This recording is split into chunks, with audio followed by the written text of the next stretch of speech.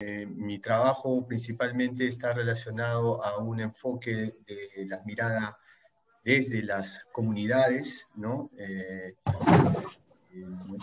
Pero bueno, sí, de alguna manera hay varios temas que ha tocado, son tantos los temas que se han abordado que vamos a ver, ¿no? Voy a empezar primero mencionando el tema de la planificación, ¿no? Creo que la situación en nuestro país en materia de planificación nos lleva a una reflexión, ¿no? Creo que al no existir una planificación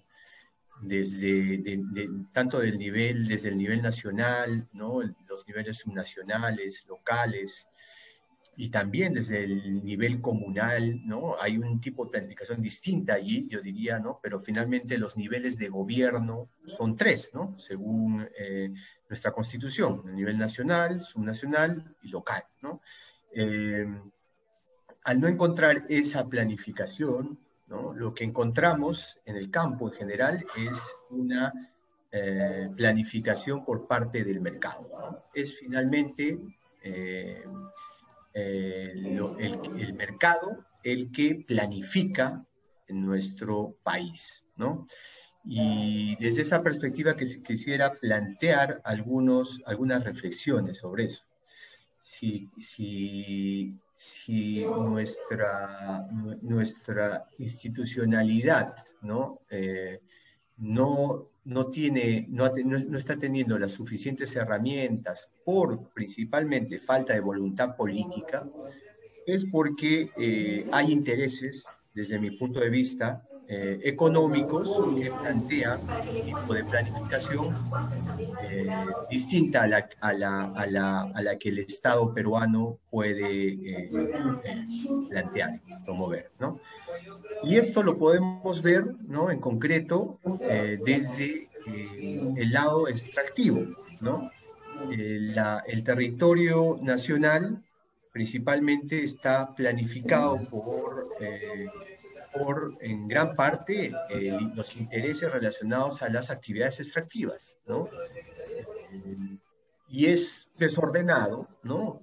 Porque además hay muchos actores e intereses cada región, ¿no? Y en cada región vamos a ver, según la que sea, ¿no? Va a haber un interés de planificación hacia esos recursos naturales, ¿no? Si vemos un poco el tema relacionado a la minería, ¿no? Vamos a ver que el sistema, por ejemplo, de concesiones mineras, ¿no? En general, es un sistema que también debería generar una reforma, ¿no? Es necesario reformar esa forma en cómo el Estado da las concesiones a la minería en general. Y, por ejemplo, ¿no? El territorio nacional tiene aproximadamente el 14%, 15% de concesiones mineras, ¿no? En la actualidad, ¿no? Por otro lado, en la zona amazónica, el 9% de la cuenca amazónica está concesionado también a la minería. Para mí, desde mi punto de vista, minería y Amazonía tienen una contraposición cada vez más urgente, ¿no? No son compatibles. Y en general, ¿no? Las investigaciones relacionadas al cambio climático y a la devastación ambiental que hay en la Amazonía, prueba de la minería, nos están cada vez dejando esa impresión, ¿no? Sin embargo, el 9%, ¿no? Tiene presiones en la cuenca amazónica. A eso hay que agregarle un 18%, ¿no? También de concesiones en el tema de hidrocarburos, ¿no? A pesar que los hidrocarburos están en una situación, pues, digamos, de retirada, ¿no? Hay una situación muy compleja en todo el tema de los hidrocarburos, concretamente el petróleo, ¿no? Y los impactos también allí son importantes, ¿no? En la zona, el lote más antiguo de explotación petrolera en el 192, en en la zona de Putumayo, denominada las Cuatro Cuencas, tenemos pues una situación de más de 45 años de impactos ambientales, ¿no? Impactos que con los derrames petroleros con lo que generan finalmente es que reparar, remediar estos impactos ni siquiera compensa el canon que recibe el mismo gobierno regional de Loreto, ¿no? Esto me permite llegar, y eso es lo que quería plantear un poco, a la reflexión y a lo que yo básicamente he venido analizando respecto a la participación, ¿no? Que está relacionada a la descentralización, que está relacionada a cómo planificamos nuestro territorio, ¿no? Y yo más que darle una mirada macro, que es la que nos ha propuesto el doctor Otoniel, ¿no? Con distintos enfoques, vastos, muchísimos yo diría, ¿no? Plantear un poco, darle la vuelta un poco a eso y enfocar el tema desde los territorios, y desde los territorios y desde la planificación micro, ¿no? Y en la planificación micro, ¿no? Vemos que por las unidades territoriales, ¿no? Que las podemos denominar locales, pero si vamos más abajo encontramos unas unidades importantes como son las comunales, que han sido debilitadas, ¿no? Y han sido impactadas durante estos últimos 40 años, ¿no? Hay una reivindicación importante en 1969, fruto de la reforma agraria y de una reivindicación de la mirada comunal, ¿no? Que los últimos 30, 40 años han sido desmantelados, ¿no? Y la situación en general comunal es de una situación urgente, muy precaria, ¿no? Porque el Estado no ha planteado ningún mecanismo de promoción a estos territorios. Y no estoy hablando de pocos territorios, les voy a compartir brevemente una presentación que no sé si se está viendo. Ok. Esta es una pregunta que busca decirnos quiénes son los pueblos indígenas en el Perú, ¿no? Busca responder esa pregunta. Y vamos a encontrar, ¿no? Oficialmente que el Estado peruano reconoce 55 pueblos indígenas en el Perú, como pueblos, ¿no? Esos pueblos, desde la interpretación que nosotros hacemos, están organizados en comunidades campesinas y comunidades nativas, ¿no? Estas comunidades campesinas básicamente están en la zona de la costa y la zona andina, y las comunidades nativas en la zona amazónica. Esto a partir, ¿no? Además de la reforma agraria del gobierno revolucionario de Juan Velasco Alvarado, ¿no? La denominación de estas comunidades. Antes eran denominadas comunidades indígenas, ¿no?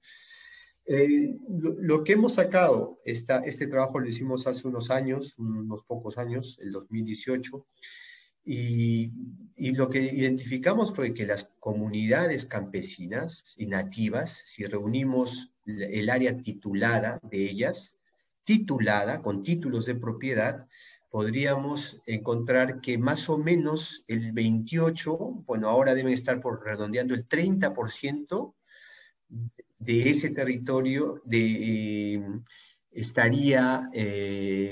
formaría parte pues, de las 128.000 hectáreas de nuestro territorio nacional, el 28-30% estaría titulada a nombre de estas comunidades campesinas y nativas, sabiendo que hay un porcentaje de estas que aún falta titular y falta reconocer, ¿no? Que probablemente pueda estar entre un 10, 15, ¿no? Y quizás un 20%.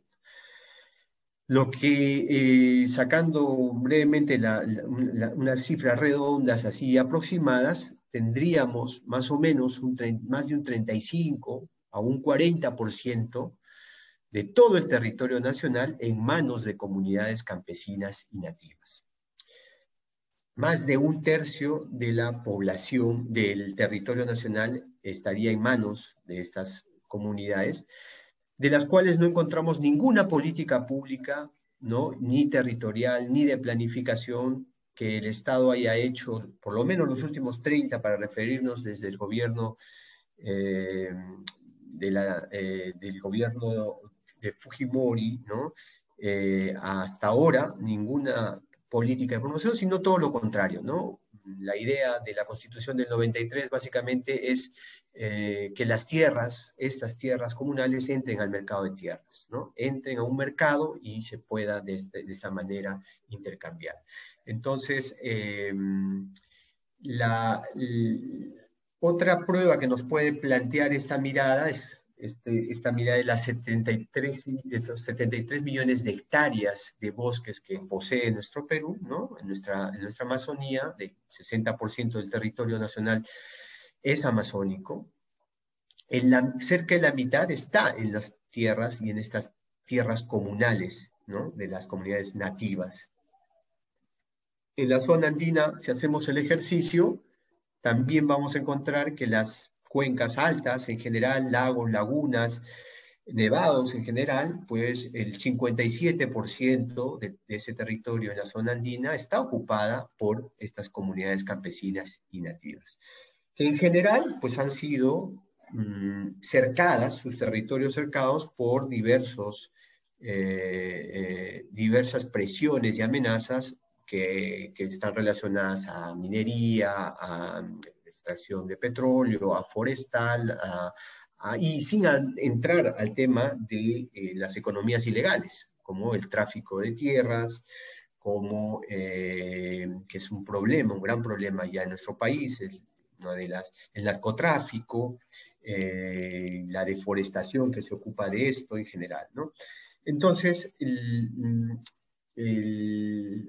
para mostrarles un cuadro más relacionado a estas tierras, a esta situación del territorio nacional en general, para posteriormente hablar sobre la planificación, vamos a ver que de ese 15% o 14, 15% que actualmente está concesionado de todo el territorio nacional a la minería, el 35% de esas concesiones mineras están sobre el territorio de comunidades campesinas, ¿no?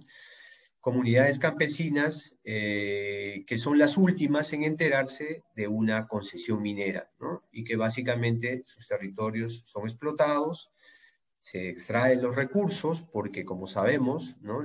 Según la Constitución del 1993, los recursos naturales, renovables y no renovables, son patrimonio de la nación y son administrados por el Estado, ¿no?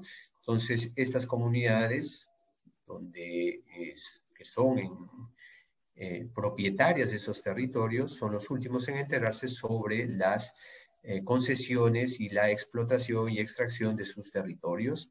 Y además, donde Cajamarca, podemos poner varios ejemplos, son los que en general no ha cambiado nada su situación de calidad de vida, ¿no? Básicamente sociedades, comunidades empobrecidas por la extracción y por este exacerbado extractivismo que beneficia únicamente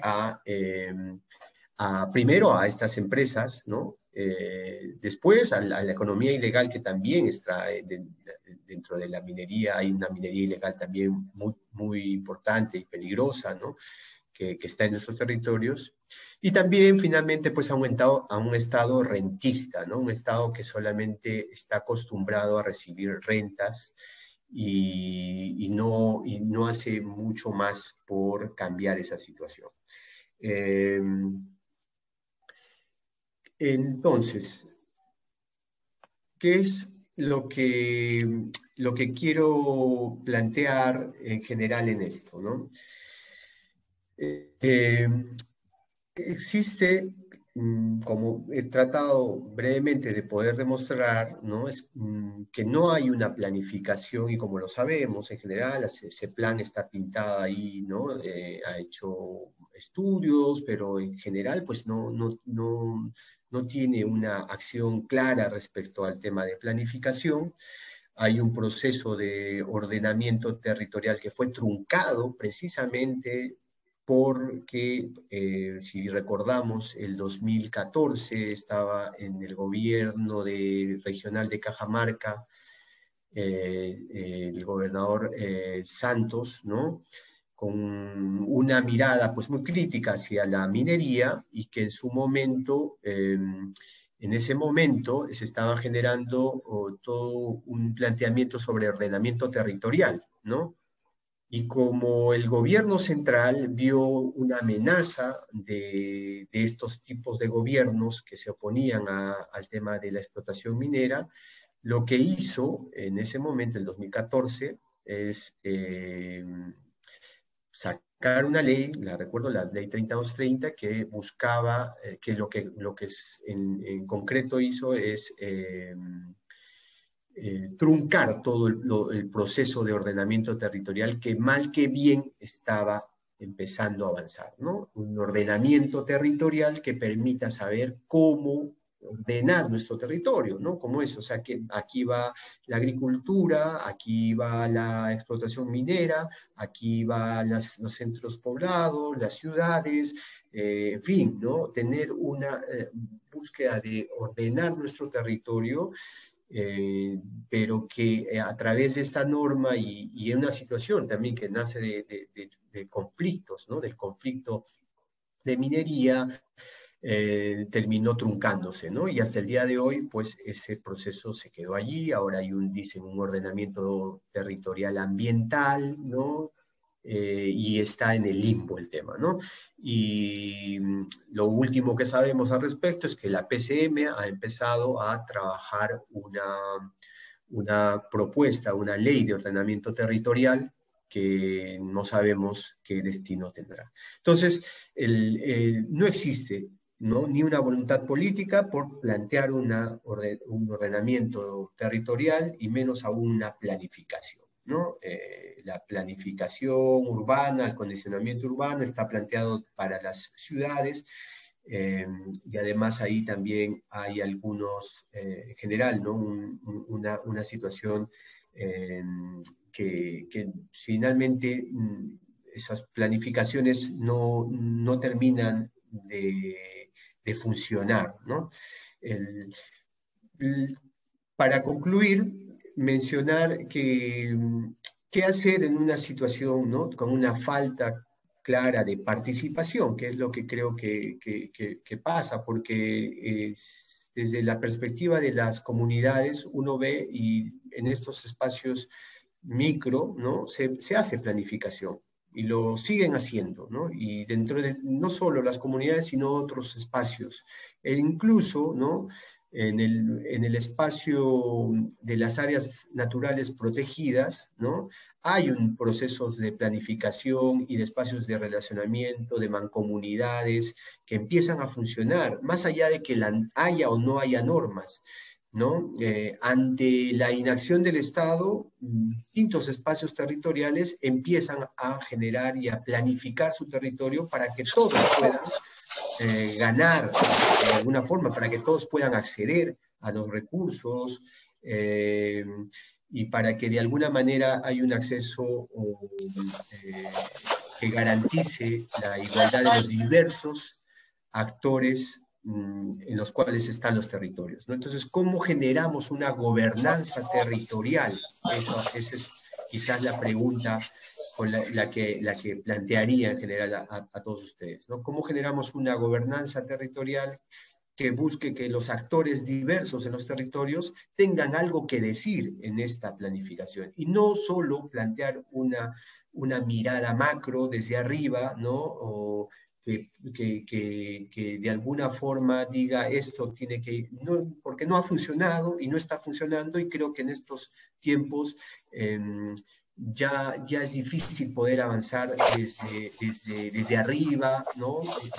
Viendo cómo es que se hacen las cosas, y de alguna forma no tomando atención a los procesos que en los espacios territoriales se han generado, ¿no?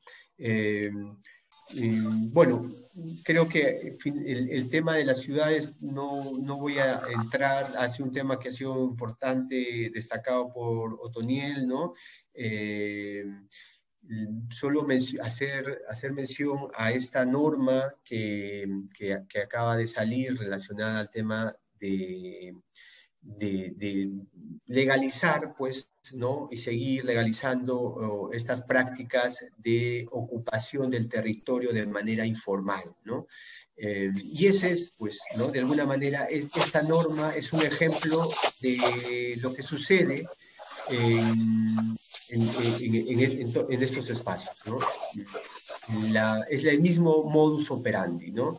De falta de planificación, planteamiento de normas como, la que se ha aprobado recientemente por el Congreso, y no solo lo podemos ver en el tema de las ciudades, ¿no? Con esta norma, sino además, quizás sea bueno silenciar el micrófono de José Luis, porque no van a poder participar. Eh, y quizás, para concluir, no solo es un ejemplo, no solo es un ejemplo aislado el caso de esta norma, la 31056, ¿no? Sino que ahora mismo estaba viendo una norma que en la zona amazónica también plantea este tipo de acciones, ¿no? Buscar moratorias para la ocupación informal o para no cumplir normas o para favorecer a un grupo de empresas o también de intereses ilegales, como es en el caso de esta norma del tráfico de tierras, ¿no? Y eso básicamente ocurre por la falta de coordinación intersectorial, multinivel, en todo espacio, ¿no? Básicamente estamos desamparados en esa mirada de planificar lo que queremos hacia el futuro como país, ¿no? Y las fuerzas en general operan de acuerdo a sus intereses individuales, empresariales, eh, básicamente una forma, estamos cosechando lo que hemos sembrado, ¿no? El neoliberalismo está generando este mecanismo, estas formas de cómo se toman las decisiones, ¿no? Y en 30 años de instalación de un régimen neoliberal, pues así funcionan las cosas, ¿no? Las decisiones se toman en función de esos actores, menos planificación es lo que se necesita para que operen tanto fuerzas legales y también ilegales. El problema entonces de todo esto es que la violencia va creciendo también, ¿no? Y cada vez va aumentando. Nuestra región, ¿no? La región andina, amazónica nuestra, a comparación de los países de alrededor, es poco violenta, pero de acá a un tiempo a esta parte la cosa ha ido aumentando cada vez más, ¿no? En estos 7 meses de pandemia hemos tenido aproximadamente 7 asesinatos relacionados al tráfico de tierras y contra líderes ambientales, líderes comunales que plantean una mirada comunal de territorio, de generar sostenibilidad de los recursos, etc., ¿no? Pero bueno, estas fuerzas que están allí, ¿no? Que van a seguir operando, ¿no? Entonces, el gran problema que tenemos a corto plazo es la violencia en general de los territorios, y el Lima no es ajeno a eso, con todo el nivel de tráfico de tierras que existe en en todas las zonas periféricas de las ciudades. Y ojo que todas esas tierras son en gran parte, sobre todo en la costa, son tierras que o ya dejaron de ser comunidades o están en el tránsito de dejar de ser comunidades, ¿no? Y esto también significa que muchas comunidades también han sido tomadas, ¿no? Y afectadas e impactadas por fuerzas corruptas, ilegales, de la misma manera, ¿no? Tampoco vamos a idealizar el mundo comunal, el mundo de los pueblos indígenas. De la misma manera como nosotros en general vemos cómo van penetrando distintas formas de corrupción a nivel de los gobiernos regionales y en distintos espacios, de la misma manera estos espacios micro también son afectados, ¿no? Bueno, la situación diría yo que es compleja, ¿no? Nos queda un reto importante que lamentablemente el 2021 no lo vamos a poder ver, ni probablemente se va a ser el inicio de este cambio, ¿no? Sino progresivamente, ¿no? Lo que vamos a acudir a estas elecciones prontas es más de lo mismo, lamentablemente, ¿no? Solo eso, y muchas gracias por el espacio. Encantado de compartir con ustedes y con el grupo Emancipar, ¿no? Estos temas, ¿no? Muchas gracias, Jorge.